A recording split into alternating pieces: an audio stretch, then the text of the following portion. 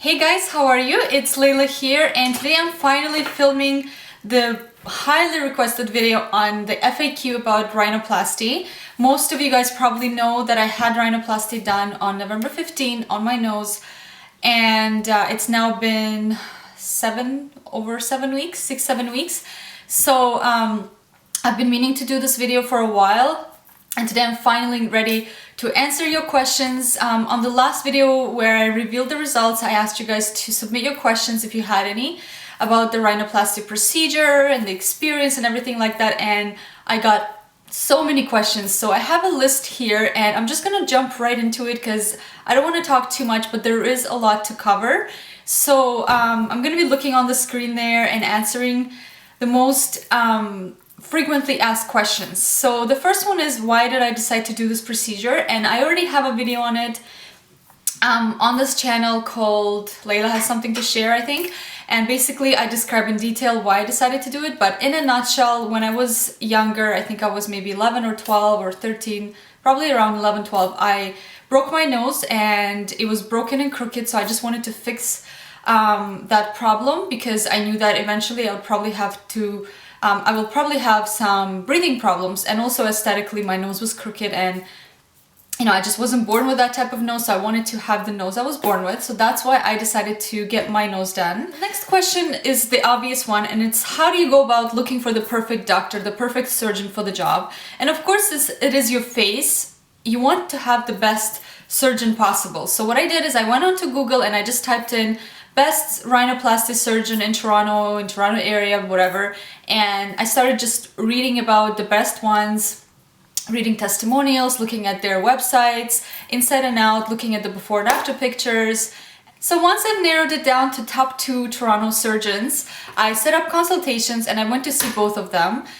And I think when you go to see someone and you have that personal interaction, I think for me at least, because I'm very intuitive and I kind of feel a connection with people, and I knew that once I had that consultation in person, I would have a better idea of who would be my doctor. And I was right. The first one, and I'm not going to reveal the names. I was going to reveal the names because I'm so gullible and so naive, and then Mimi actually brought it up and said, listen, if you tell them who your surgeon is, I'm sure there's going to be some people who are going to think that you got the surgery done for free and you're just doing marketing for them. So I'm not actually going to reveal the name. But if you do want to know who my personal surgeon was, then you can email me here on YouTube and I will get back to you with the name. So I'm not going to reveal that for, you know that there's going to be some people thinking that I got the surgery done for free, and that's obviously not the case. I did have to pay for it.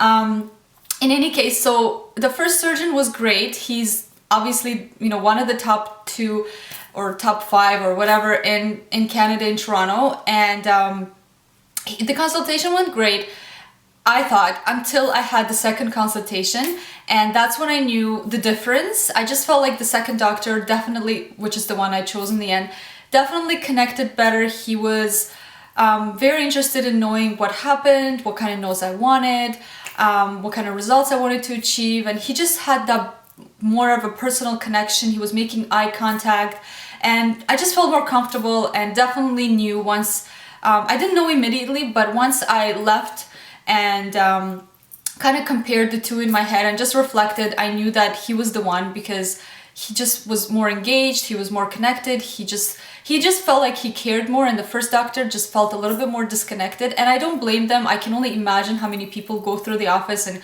how many people they see. So maybe he was having an off day, I don't know, but personally I just connected with the second doctor and I just knew that he was the one. So then I obviously just booked my surgery. So that's kind of the process of how I found the doctor and how I knew he was the one. So just as a bottom line, I rely a lot on my gut feeling and intuition. So I knew that once I had the meeting in person, I would know. So that would be my best advice, is just go with your gut feeling. Obviously, you do want to do a lot of research and read about past experiences, look at their before and afters, like I said.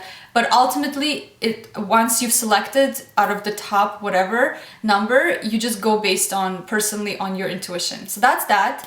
What was the consultation like?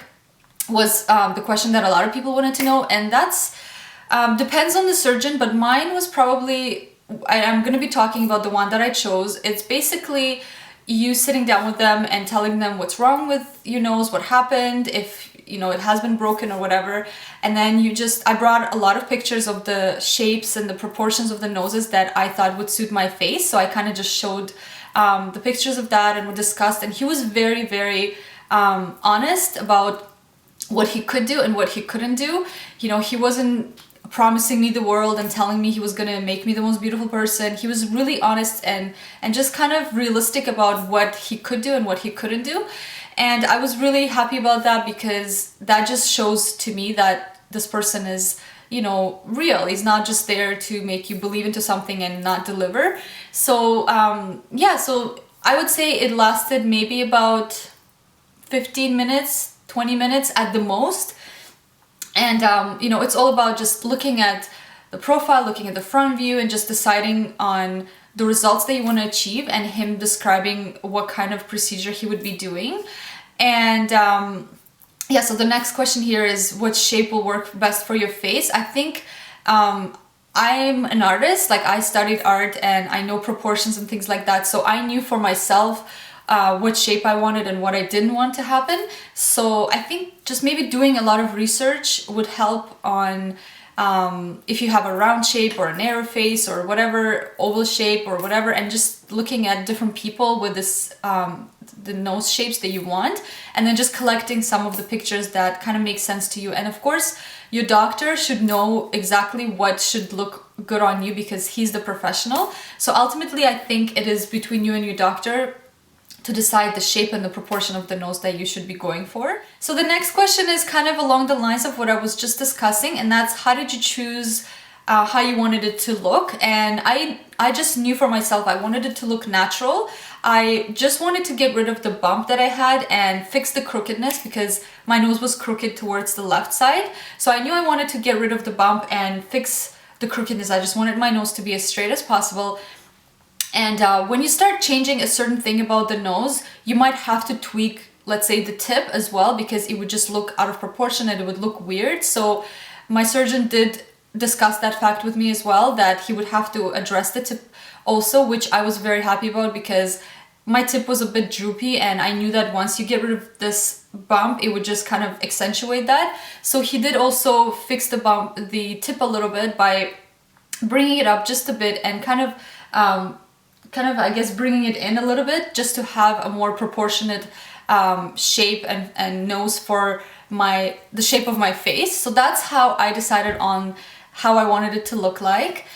The next question is the price range, and I'm not going to tell you the exact price, because it will definitely depend on the surgeon, on where you live, whether you live in a small town, in a large city, and things like that. So I'm giving you a base kind of price range, and I think it probably depends. For the good ones, I know you can get it really, really cheap, but I personally wouldn't risk that, because it is your face and you don't want to, you don't want to play with that. So I would go, if you can afford it, of course, for the best of the best. And I think it ranges from 5,000 to 7,000, maybe sometimes more, but I think that's kind of like the middle range. So that's the price range. So the next question is whether or not I had open or closed procedure. The difference between the two is, in the open procedure, they make a small incision at the tip of the nose, and basically that's done to kind of have easier access to create, I guess, better results.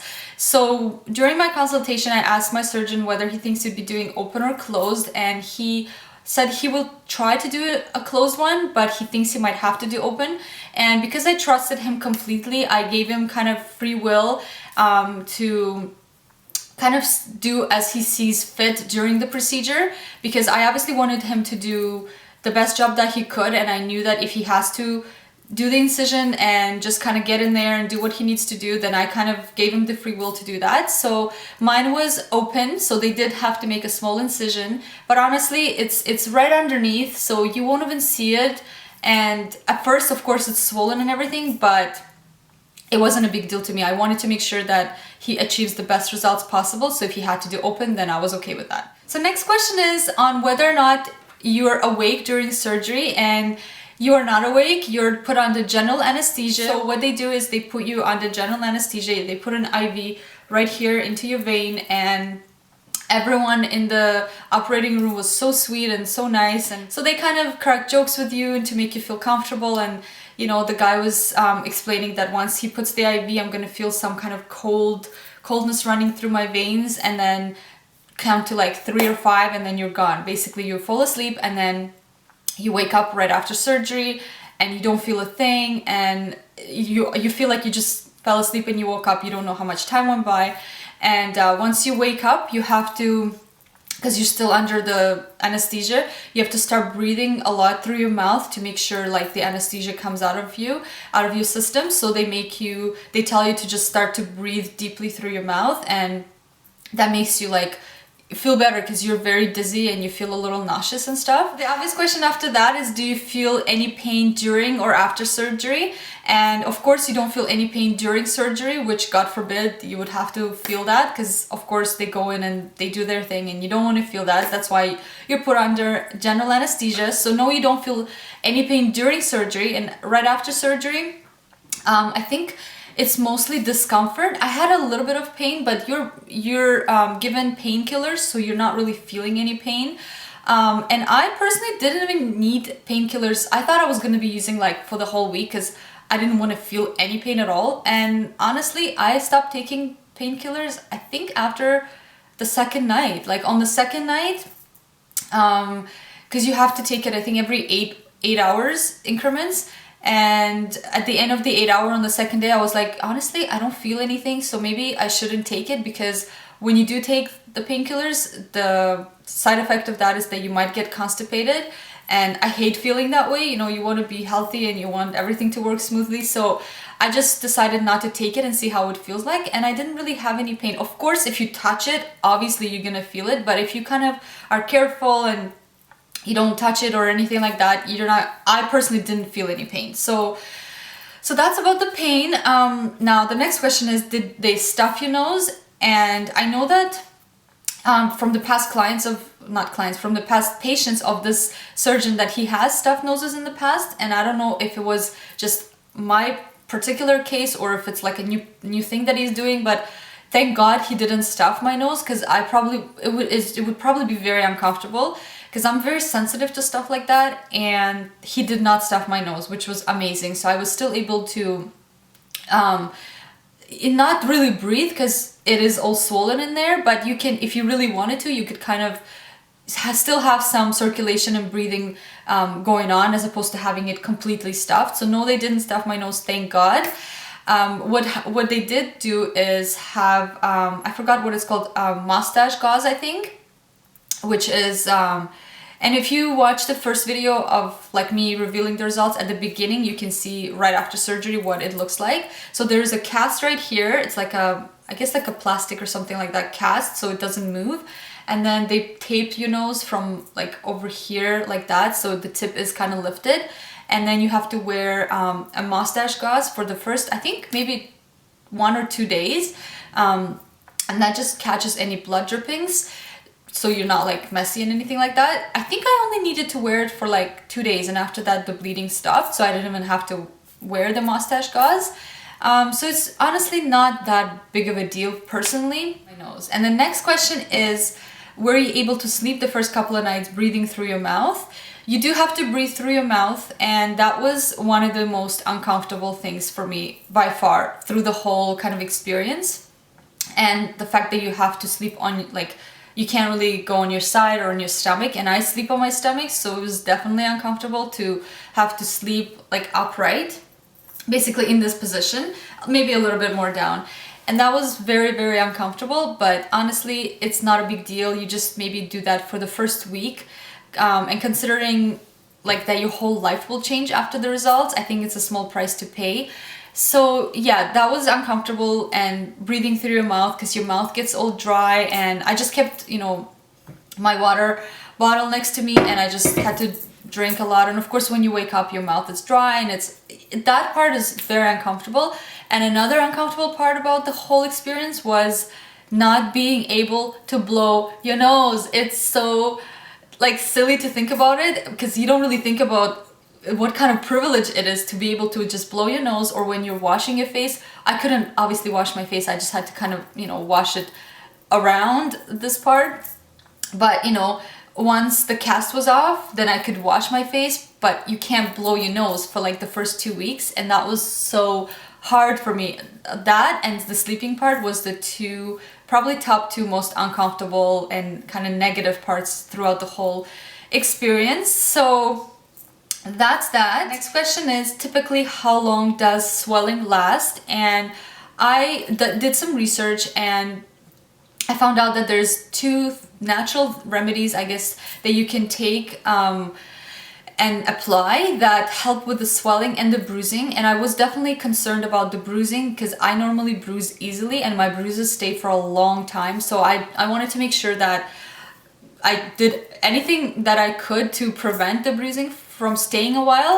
And I don't know if it was because of the things that I was taking or just my body naturally reacting to it, but I honestly didn't even have that much bruising. I had some bruising over on this side under my eye, but it was really, really insignificant compared to what the pictures I've seen or what I thought I was gonna have, which was strange. But I did have some swelling, and it's around kind of like right here, and obviously around your cheeks, and like where the nose meets the cheeks, like around this area.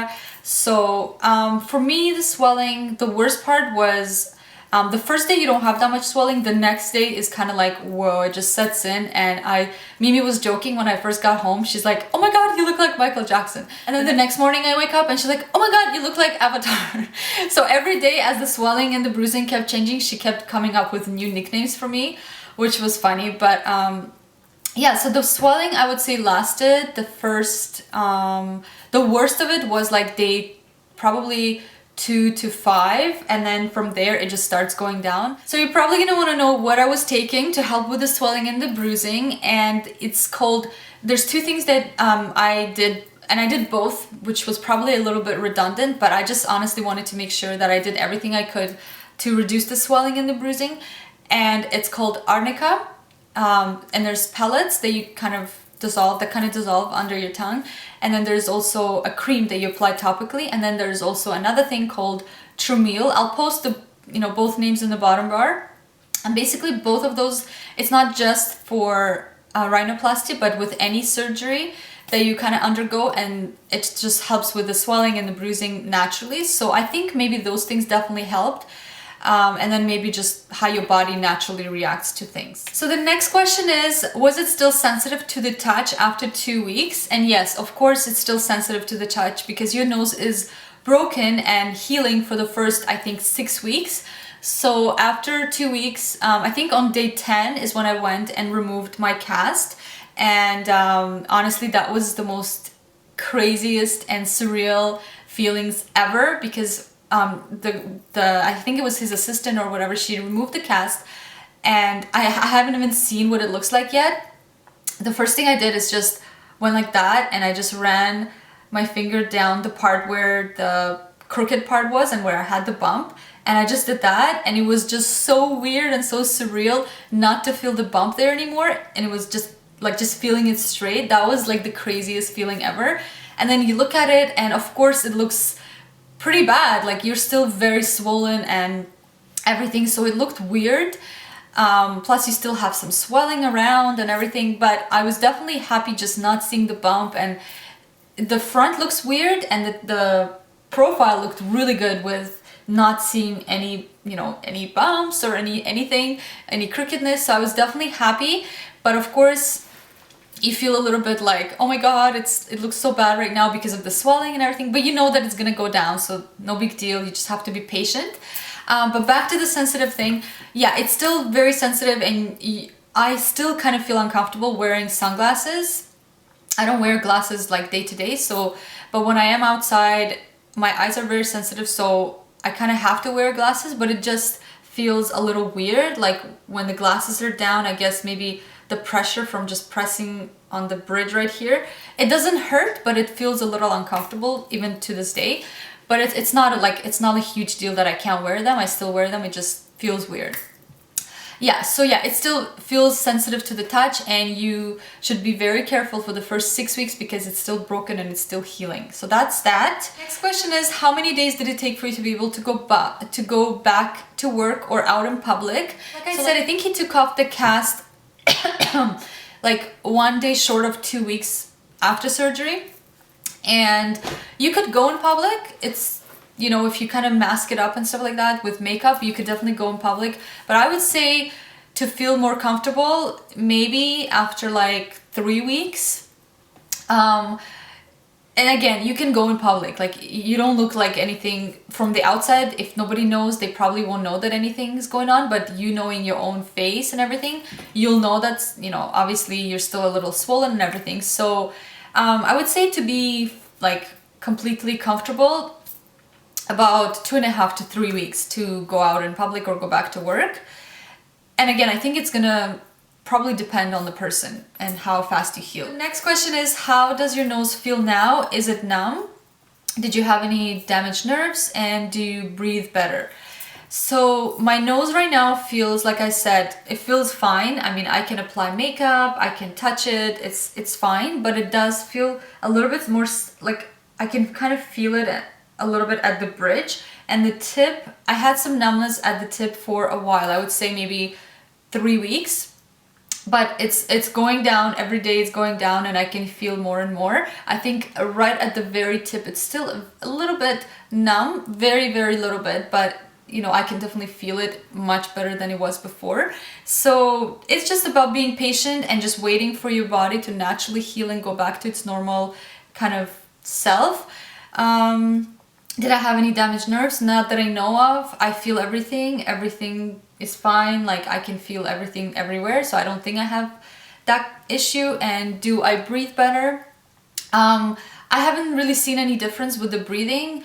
I did see the doctor, when was it? 2 weeks ago. And he told me that it's normal if I have some congestion in the sinus area. It's totally normal because you're internally still a little bit swollen. Like I'm definitely still swollen in the tip, and like I've mentioned before, it takes a full year for all the swelling to go down.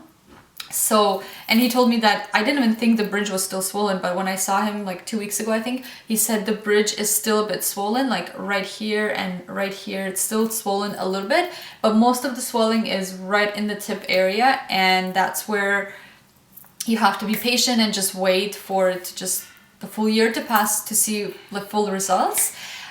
So yeah, with the breathing, I breathe fine. I don't really notice any difference. The next question is, how do you clean the nose? And I'm definitely one that's not afraid of touching wounds and stuff like that. So I was cleaning, and you have to do this very carefully and stuff like that. And they will give you a package describing how to do it and all the medications and things like that that you kind of have to apply and clean with.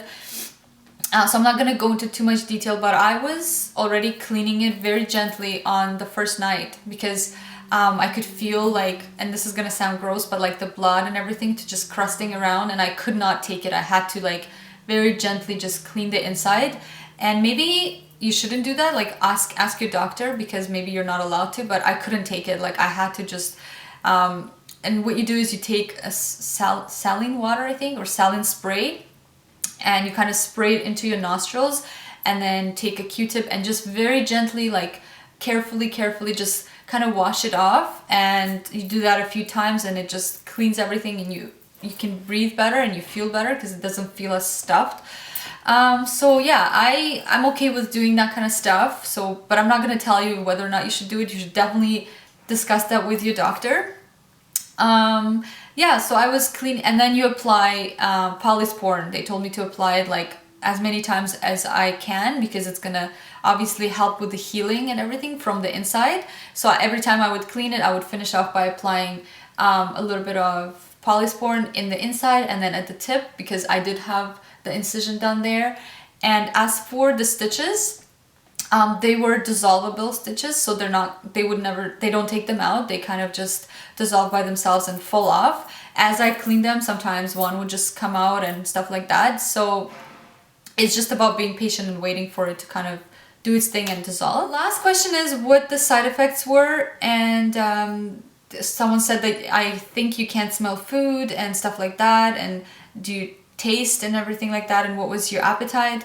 So the whole thing with the eating, it's definitely hard to chew, and I didn't really have an appetite, so I ate soup for the first week, I think. I honestly, and I love to eat, like anybody who knows me knows I love to eat. I didn't really care for anything. I just had mostly soup with, like, I would put bread in it and soften it and then just eat that. And yeah, like eating was a bit of a, you know, you don't really care for eating as much, you don't really want to, and it's hard to like open your mouth and everything because then you're pulling on all these muscles. So soup is definitely like the best thing to eat, I think, while you're healing. And I think that about covers all of the questions. So I guess as the last thing, I'll just turn around and show you guys the profile views of what it looks like. So from this side, you can see it's very straight and the bump is gone. The tip is still very swollen, but it's gonna get better and better as the time goes by. And then from this side is where it was the worst because it was kind of crooked towards the left side, so it was really obvious from here. And yeah, so it looks straight. And I will probably post pictures before and after, maybe at the beginning of the video, to show you what it looked like and what it looked like before and the progress to now, which it's still gonna keep changing. But anyways, so as the closing words, I guess I will say, if you are considering it, personally, and this is like any kind of plastic surgery is, I think, a very personal decision and one that you have to make for yourself. And personally for me, rhinoplasty was the best decision of my life by far, like 100%, because I now feel like myself. I feel like I have so much more confidence. Not like I had to worry about things before, but I think subconsciously I always had that kind of, I don't even know, like I guess awareness of my nose and constantly thinking and worrying about it. Like which angle my face is at, which angle someone's looking at my face, or if I was taking pictures or on video, I was always kind of aware of the angles and who's looking where and stuff like that. So now that that's gone, it's like, I can't even describe it. It's like words really can't describe it. It's like an internal feeling that I just feel more like myself and I don't have that kind of worry anymore and that subconscious kind of dragging feeling. So for me, it was the best thing that I could have done and I'm so happy that I did it. Honestly, the few little uncomfortable things that go along with it were so worth it to me because it's like for 2 weeks or whatever of that discomfort and maybe a little bit of pain and stuff, to have your whole life after that change for the better, to me that's a small price to pay. Again, this is personal decision. I'm not trying to sway you into doing it or not doing it. It's like 100% personal decision and one that you have to make for yourself. And for those people that, I know there's a lot of people that kind of feel maybe, you know, that nobody supports them in that decision. Honestly, for me, nobody thought that I needed it. Anybody that knew that I was getting it done, I could feel were like, oh, why are you doing it? Like, you really don't need it. You're fine.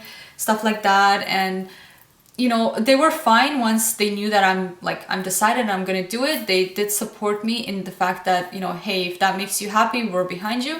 But ultimately, nobody thought I needed it done. So if you have people in your life, like family or friends or whatever, and if you feel like you need something done and everybody tells you, oh no, you're fine, you don't need it done. Of course, if people love you, they're not gonna tell you, oh my God, yeah, like your nose is so ugly, like you need to get it fixed. Of course, they're not gonna say that. Of course, they're gonna say, no, you're fine, you don't need it done. So personally, I feel like if you feel that it's gonna make you happy and it's gonna change your life, go for it. Like, life is too short. You know, it's your face, it's your decision. If you wanna get it done, you get it done. If you don't wanna get it done, don't do it, you know?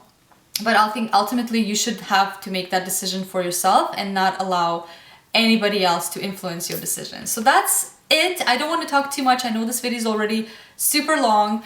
And yeah, I just hope I was helpful in answering some questions that might, you know, naturally arise with thinking about rhinoplasty and the whole experience. So I hope I was comprehensive about it and covered everything I could. Yeah, I hope you guys enjoyed this video, and if you do end up getting it done in the future sometime, best of luck to you, and I hope yours is just as successful as mine was and that you're just as happy with your results as I am. Thank you so much for watching. I will see you guys in the next video. Bye!